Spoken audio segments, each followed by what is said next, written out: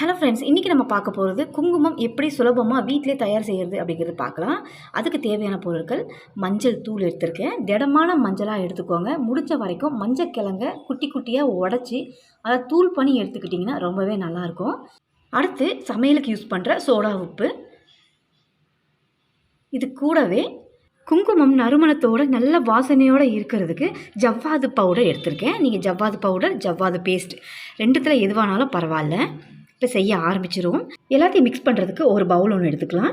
அதில் ஸ்பூன் நிறைய 3 ஸ்பூன் அளவுக்கு மஞ்சள் பொடி சேர்த்துப்போம். இது கூட 1 ஸ்பூன் சோடா உப்பு சேர்த்துப்போம். நறுமணம் தர்றதுக்கான அந்த ஜவ்வாது பவுடர் ஒரு அரை ஸ்பூன் அளவுக்கு இப்போ சேர்த்துக்கலாம். 1 ஸ்பூன் சேர்க்கணும். கடைசியாக ஒரு அரை ஸ்பூன் சேர்த்துப்போம். இப்போ எல்லாம் நல்லா மிக்ஸ் ஆகணும். இந்த மஞ்சள், சோடா உப்பு, ஜவ்வாது பவுடர் இது எல்லாமே நல்லா மிக்ஸ் பண்ணிக்கணும். சோடா உப்பு சேர்த்துருக்கனால நீங்கள் பயப்படணும்னு அவசியம் இல்லை. நம்ம சமையலை நம்ம சோடா உப்பு சேர்த்து யூஸ் பண்ணுறோம். அதனால் எந்தவித சைடு எஃபெக்ட்டும் வராது. இப்போ நல்லா மிக்ஸ் பண்ணியாச்சு. இதில் தண்ணி சேர்க்கணும். தண்ணி பார்த்திங்கன்னா கொஞ்சம் கொஞ்சமாக சேர்த்து மஞ்சள் நல்லா சேர்ந்து வர்ற அளவுக்கு இந்த மஞ்சளை மிக்ஸ் பண்ணி விட்டுக்க போகிறோம். சாமி படங்களுக்கு வைக்கிற அந்த கன்சிஸ்டன்சியில் இந்த மஞ்சளை கரைச்சி எடுத்துக்கணும்.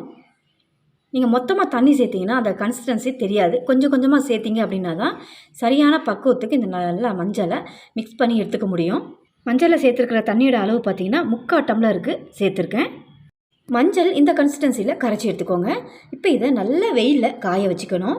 இப்போ வெயில் பார்த்திங்கன்னா நல்லா சுள்ளுன்னு அடிக்கிற வெயிலாக இருக்கணும். நீங்கள் குங்குமம் ரெடி பண்ண போகிறீங்க அப்படின்னாலே அன்னைக்கு வெயில் நல்லா அடிக்குதான்றதை பார்த்துட்டு இதை ப்ரிப்பேர் பண்ண ஆரம்பிங்க.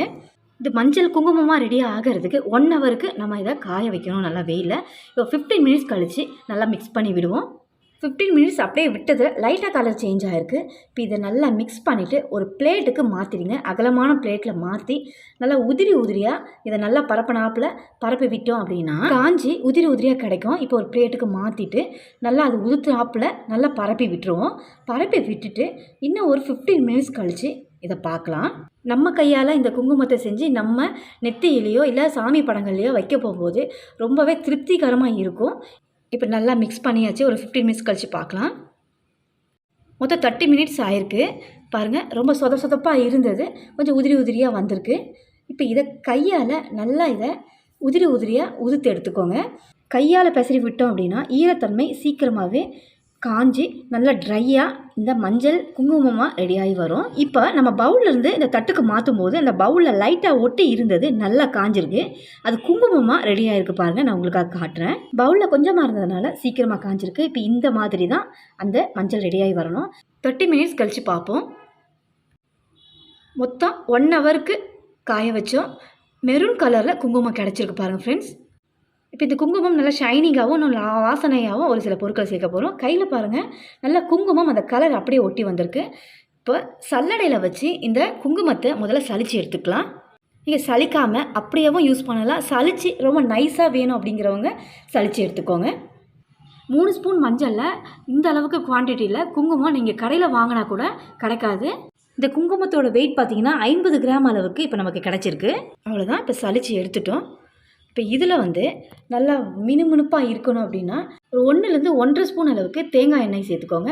தேங்காய் எண்ணெய் அப்படி இல்லைன்னா நல்லெண்ணெய், இது 2த்தில் எது வேணாலும் சேர்த்துக்கலாம். நல்லா வாசனையும் நல்லாயிருக்கும், நல்லா ஷைனிங்காக இருக்கும் இந்த குங்குமம்.